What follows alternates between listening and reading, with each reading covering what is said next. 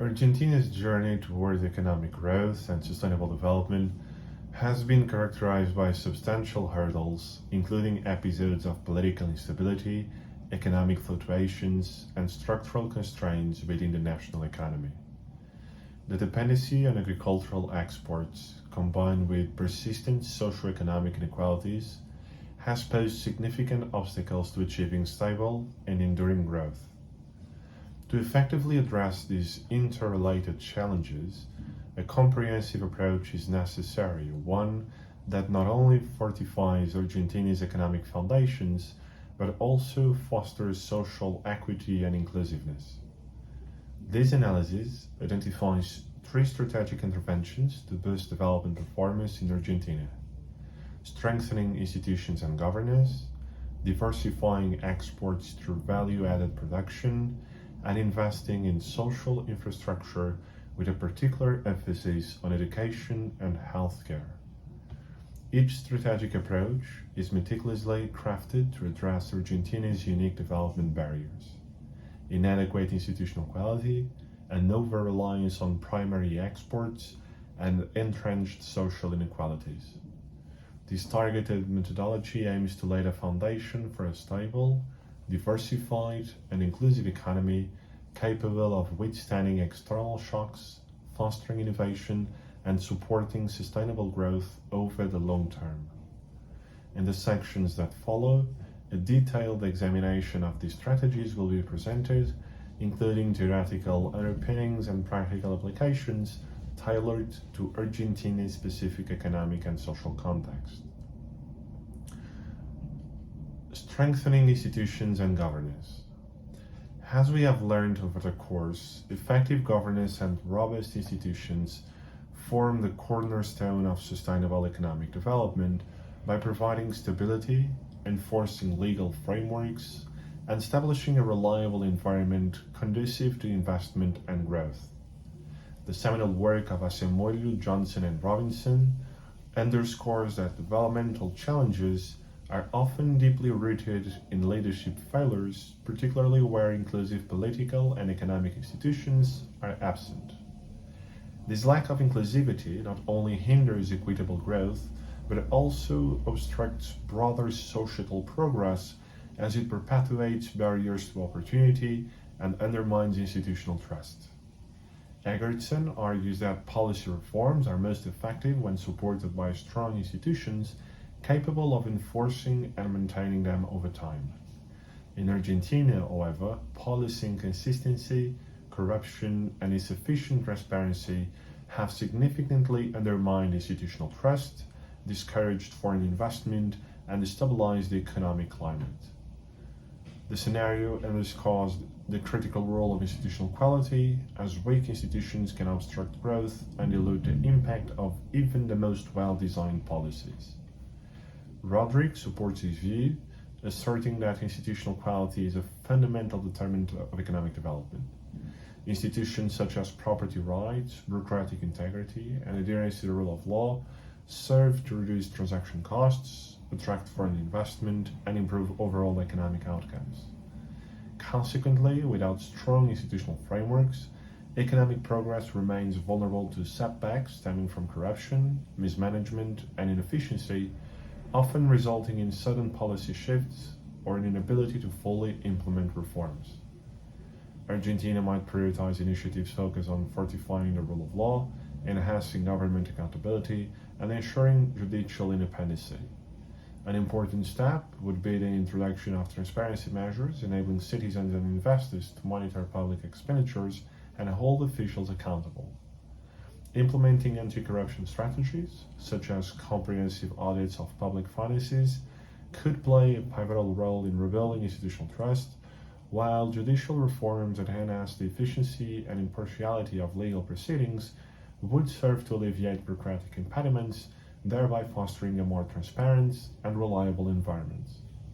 In the long term, institutional reforms could reduce Argentina's vulnerability to global economic fluctuations, thereby stabilizing the economy and enabling it to follow a sustainable growth trajectory. The second point is diversification of exports and value-added production.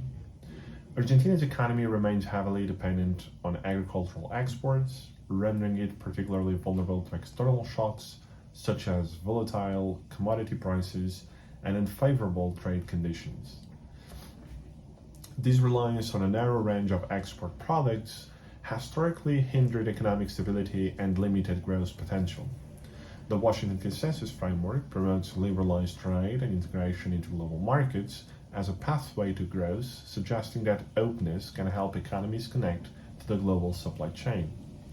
However, an over-reliance on raw materials exposes countries to external pressures, leading rather to emphasize the need for economic diversification to counteract such vulnerabilities. Diversifying Argentina's economy could stimulate job creation, drive innovation, and enhance productivity, setting a stronger foundation for sustained growth. Diversification aligns with Dr. Shami's theory on inherent barriers to development, as Argentina's dependency on factory endowments frequently results in unstable income streams and restricts socioeconomic advancement by reinforcing dependency on a narrow range of sectors and industries. Expanding export diversity through the promotion of sectors such as manufacturing and technology could allow Argentina to access new markets, produce higher value goods, and reduce its reliance on agricultural exports. Argentina could consider implementing industrial policies aimed at fostering growth in sectors beyond agriculture. Offering tax incentives, subsidized loans, and grants for research and development in other sectors could incentivize businesses to diversify.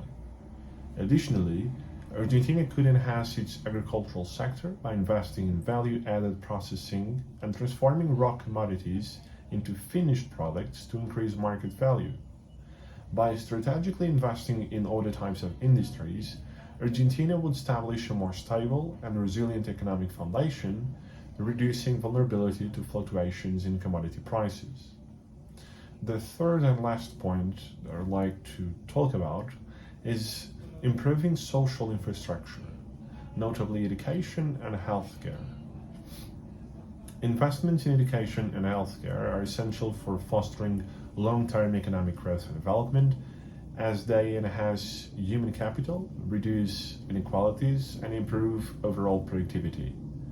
Human capital theory, developed by economists like Schultz and Becker, asserts that a more educated and healthier workforce is inherently more productive and innovative. Argentina's socioeconomic challenges, including high levels of poverty and inequality, underscore systemic issues within its social infrastructure. Subpar educational outcomes and restricted healthcare access have perpetuated cycles of poverty and limited economic mobility across the nation. Without sufficient investment in human capital, economic policy reforms frequently fall short of delivering substantial and enduring benefits. By strengthening its social infrastructure, Argentina can address inequalities that hinder economic participation, fostering a more inclusive economic environment. Healthier and better educated individuals are more equipped to contribute effectively to the economy, stimulate innovation, and embrace new technologies, thereby cultivating a workforce that is both adaptable and resilient. Argentina may concentrate efforts on broadening access to quality education and healthcare, particularly in underserved regions where economic mobility remains constrained. Educational reforms emphasizing vocational training, for example, can equip students with skills for higher paying employment opportunities in sectors beyond agriculture. Additionally, investments in digital educational infrastructure would assist in bridging the disparity between urban and rural learning environments, thereby extending quality education to a wider population. In the realm of healthcare, Argentina could prioritize primary healthcare services, preventive care, and programs dedicated to maternal and child health. Policies aimed at improving healthcare outcomes, including subsidized insurance and community health initiatives, could mitigate the socioeconomic barriers that obstruct economic development and perpetuate inequality. In conclusion, advancing Argentina's developmental trajectory necessitates a meticulously designed, multifaceted approach that tackles its core economic and social impediments. Reinforcing institutions and governance is critical to fostering stability, accountability, and an environment conducive to investment and sustained policy implementation.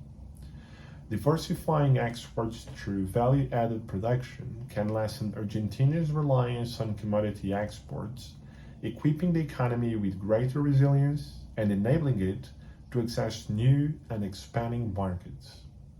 Finally, strengthening social infrastructure in education and healthcare will not only mitigate inequalities, but also enhance human capital, enabling Argentina's workforce to contribute more robustly to the nation's economic growth.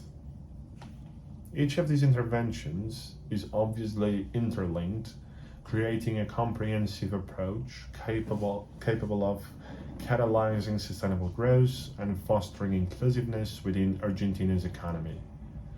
By addressing structural weaknesses and leveraging areas of potential, this strategy established the foundations, in my perspective, for an Argentina that is economically dynamic, socially inclusive, and more seamlessly integrated into the global economy.